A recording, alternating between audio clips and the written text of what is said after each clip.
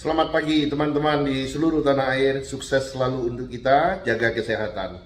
Baik teman-teman, pagi ini saya ingin membahas kenapa sih harga saham itu naik dan turun, atau bahkan stuck, nggak kemana-mana.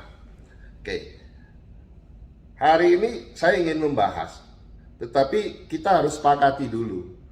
Kita membahas dengan fakta apa? Teori kah? Fakta di lapangan kah? Ataukah kebohongan publik? Nah, ini yang menarik. Jadi teorinya harga saham itu akan naik jika fundamental perusahaan itu bagus, sehingga minat para investor akan memborong saham itu, berbondong-bondong memborong saham tersebut. Itu teorinya. Tetapi fakta di lapangan yang kita lihat selalu bertentangan. Karena kadang saham ini tidak ada promosi apa-apa, tidak ada cerita apa-apa, tapi terus sahamnya naik. Nah, bahkan saya sempat berdebat dengan profesor saya di Harvard tentang saham Tesla.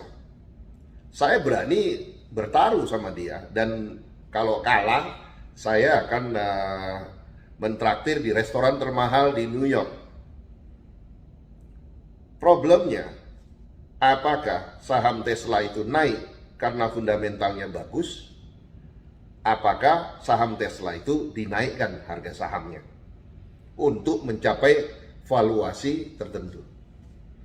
Nah, walaupun dengan dalih apa, banyak rasio menghitung valuasi perusahaan dengan discounted cash flow, segala macam teori Anda boleh bawa.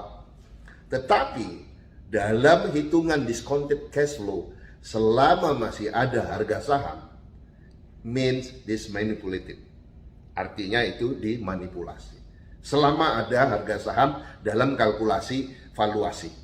Kalau nggak ada harga saham, lain cerita. Tapi selama valuasi itu dihitung dengan memasukkan harga saham, pasti ada manipulasi. Nah, jadi fakta teori dengan fakta di lapangan selalu berbeda. Nah, saya ngerti, apalagi di Amerika, Security Exchange Commission itu sangat ketat dalam melihat setiap kenaikan harga saham. Selalu dihubung-hubungkan dengan insider trading lah, dan lain-lain. Nah, kebohongan publik yang selalu dilakukan adalah apa yang sering kita dengar, if you wanna cheat, cheat legally. Jadi mereka membuat cerita seolah-olah saham itu valuasinya tinggi, seolah-olah ada minat ABC, kemudian diberitakan, dilakukanlah propaganda psikologis media-media yang reputasinya luar biasa, sehingga orang yakin. Kebohongan yang dilakukan berulang-ulang menjadi kebenaran. Akhirnya saham itu naik. Nah, jadi kita lihat saham itu naik dan turun, selalu ada leader, ataupun di market biasa disebut liquidity provider. Nggak mungkin dia naik sendiri. Saya berani taruhan. Saya berani taruhan sama siapa aja. Kalau saham itu naik tanpa intervensi dari leaders, ataupun market leaders, ataupun siapa yang ada di market tersebut. Tergantung, contoh ada di Indonesia seorang investor, kalau beli saham 100 miliar, 300 miliar flexing, masuk berita, masuk media, si A baru beli saham ABC. Seolah-olah dia ini investor. Padahal otoritas tuh nggak tahu bahwa dia sedang ngeringin saham tersebut. Ingat selalu yang saya bilang, saham itu naik, kering gulung. Kalau saham itu kering, jumlah free float share di publik itu sedikit, pasti dia terbang.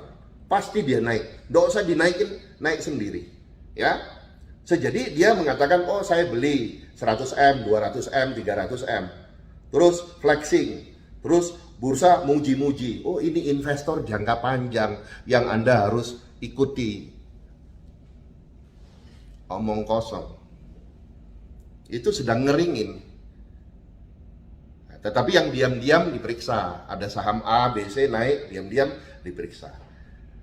So, jadi kebohongan publik, fakta teori, dan fakta lapangan, nah, itu di Indonesia harus diselesaikan. 11 April kemarin, otoritas sudah mengeluarkan aturan tentang market maker, tetapi baru warrantnya, kapan saham induknya, ya lebih cepat lebih baik, supaya nggak ada kebohongan publik. Kenapa sih kita harus hidup dengan kebohongan? Bongkar mindset, ayo, jangan ada kebohongan lagi. Bahkan nanti ketahuan siapa sih yang goreng Antam, siapa sih yang bermain di Antam.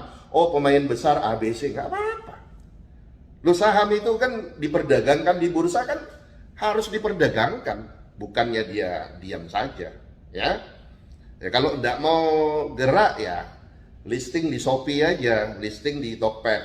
Itu nggak naik-naik kan, paling naik kalau harga bebas ongkir ataupun ada promo, ya. Jadi ini bongkar mindset part pertama tentang kenapa harga saham itu naik dan turun dan stuck. Free float share, kering gulung, ingat. Dan siapa yang mengeringkan saham tersebut, siapa yang mulai memungut ataupun buyback saham yang tercecer di pasar terlalu banyak. Oke, itu saja sharing saya pagi ini. Nantikan lanjutan part 2-nya. Salam cuan konsisten.